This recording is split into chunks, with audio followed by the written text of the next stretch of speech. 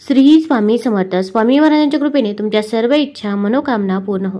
येत्या 18 सप्टेंबर पासून पितृपक्ष सुरू होणार आहे. पूर्वजांची आणि पितरांची या पितृपक्षामध्ये पूजा केली जाते. पितृपक्षाला श्राद्ध पक्षाच्या नावाने देखील ओळखलं जातं. श्राद्ध पक्षात पितृपूजा, पितृतर्पण आणि पिंडदान करणं सर्वात महत्त्वाचं आणि पुण्याचं काम मानलं जातं.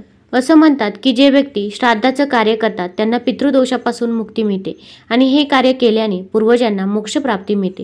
हिंदू धर्मात पितृपक्षाची वेळ फार महत्त्वाची मानली जाते. या दरम्यान काही कार्य करणं अशुभ मानलं जातं तर काही कामे करणे हे शुभ मानलं जातं. तर या पितृपक्षाच्या काळामध्ये आपल्याला काही उपाय व काही सेवा देखील करायच्या आहे. आपण जर पूर्वजांची सेवा केली तर आपल्या घरामध्ये सुख शांती समृद्धी नांदते व आपल्याला पूर्वजांचा आशीर्वाद देखील प्राप्त होत असतो. कारण या पितृपक्षाच्या काळामध्ये आपले पूर्वज पृथ्वीवरती येत असतात आणि ते बघत असतात की आपल्यासाठी सेवा कोण करतंय. त्यामुळे आपण पितरांची सेवा ही या काळामध्ये केलीच पाहिजे. आपल्या घरामध्ये जर पितृदोष नसेल ना तर आपण कोणतंही काम करा त्यामध्ये अडचणी अडथळे येत नाही. तसेच घरामध्ये आर्थिक टंचाई देखील जाणवत नाही. आपण एखादं घर बघा, ते कोणतंही काम त्यांनी हाती घ्या त्यांना यश हे मिळतच असतं. तर अशा घरामध्ये पितृदोष नसतो तर पितरांचा आशीर्वाद हा त्यांच्यावरती सदैव असतो. त्यामुळे त्यांना प्रत्येक कामामध्ये यश हे मिळत असतं.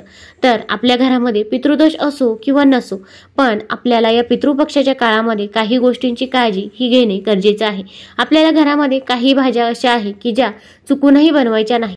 कारण की श्राद्ध म्हटलं की आपण त्या दिवशी भरपूर भाज्या बनवत असतो. तर त्या भाज्यामध्ये आपल्याला काही भाज्यांचा समावेश हा चुकूनही करायचा नाही.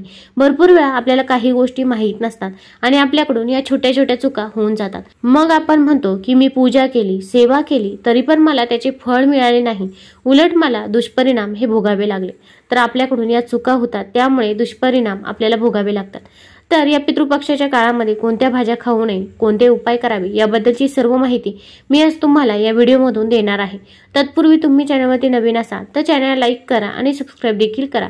कमेंटमध्ये श्री स्वामी समर्थ किंवा ओम पितृदेवताय नमः लिहायला विसरू नका. आता सर्वात महत्त्वाचं म्हणजे या पितृपक्षाच्या काळामध्ये आपल्याला पिंपळाच्या झाडाला रोज शुद्ध जल हे अर्पण करायचं आहे.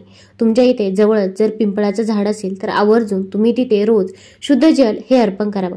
आता हे पाणी अर्पण करताना या पाण्यामध्ये थोडेसे काळे तीळ टाकायचे आहे.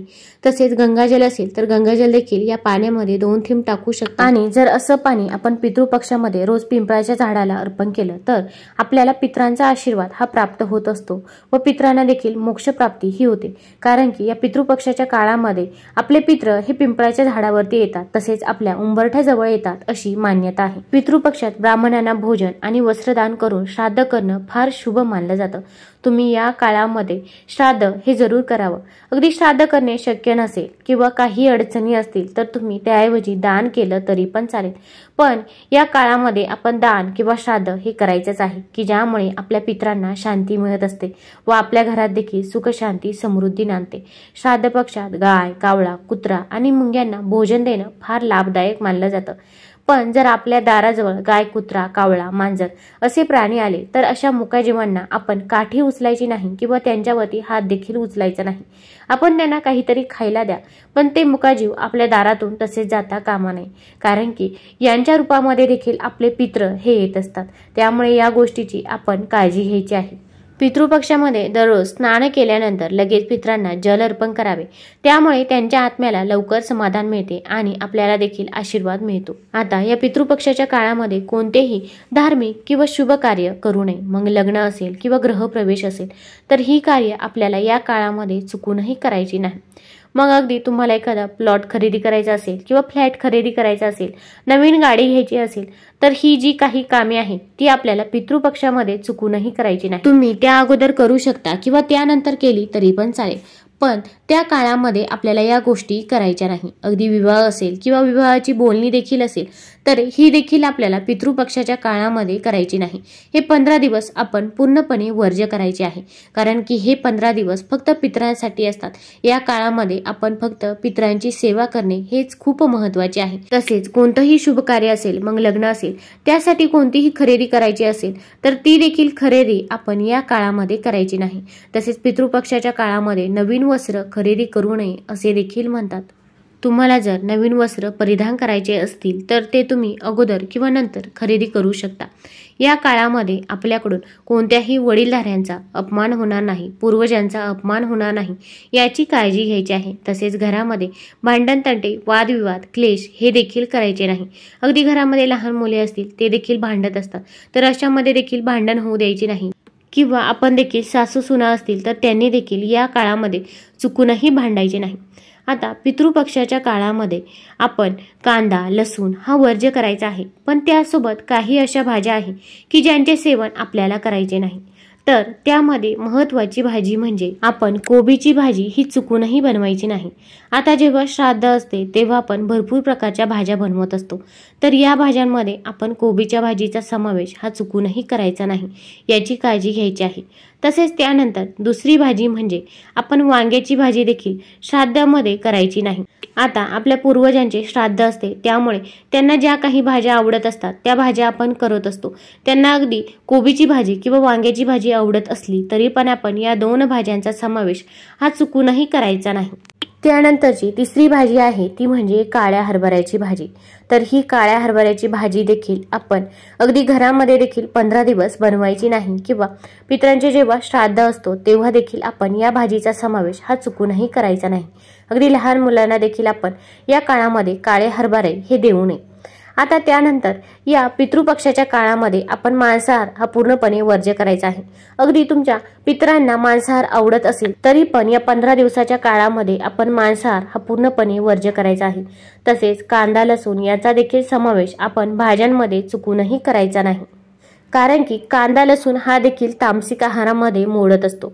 पण आपण श्राद्धाच्या एवढ्या भाज्या बनवतो, आपल्याला वाटते की त्यामध्ये कांदा देखील टाकावा, त्यामुळे भाजीला देखील टेस्ट येते, पण असे करायचे नाही। आपण जेव्हा श्राद्धाचे जेवण बनवत असतो तेव्हा कांदा, लसूण हा करायचा नाही।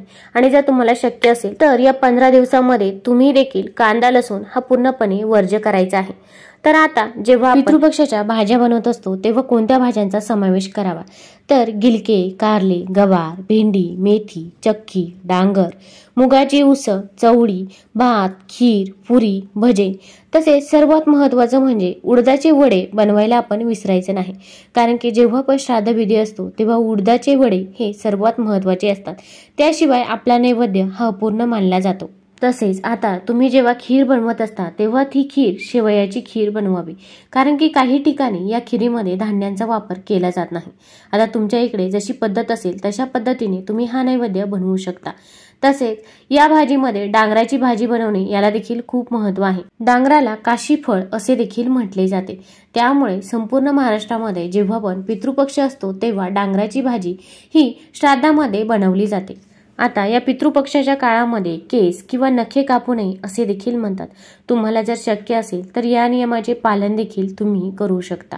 आता या पितृपक्षाच्या काळामध्ये आपल्याला नवीन वस्त्रे खरेदी करायची नाही, पण त्यासोबत सोने चांदी देखील खरेदी करू नये। तसेच आपल्या घरामध्ये कोणतेही घरगुती भांडे लागत असतील तर ती देखील भांडी आपण खरेदी करायची नाही। पितृपक्षाच्या काळामध्ये आपण काळा रंग पूर्णपणे वर्ज्य करावा। जेव्हा पण एखादं शुभ कार्य असतं तेव्हा आपण काळा रंग घालत नाही, त्याच पद्धतीने या काळामध्ये देखील आपण काळ्या रंगाचे कपडे चुकूनही घालायचे नाही। तुम्हाला जर हा व्हिडिओ आवडला असेल तर चॅनलला लाईक करा, सबस्क्राईब करा। धन्यवाद।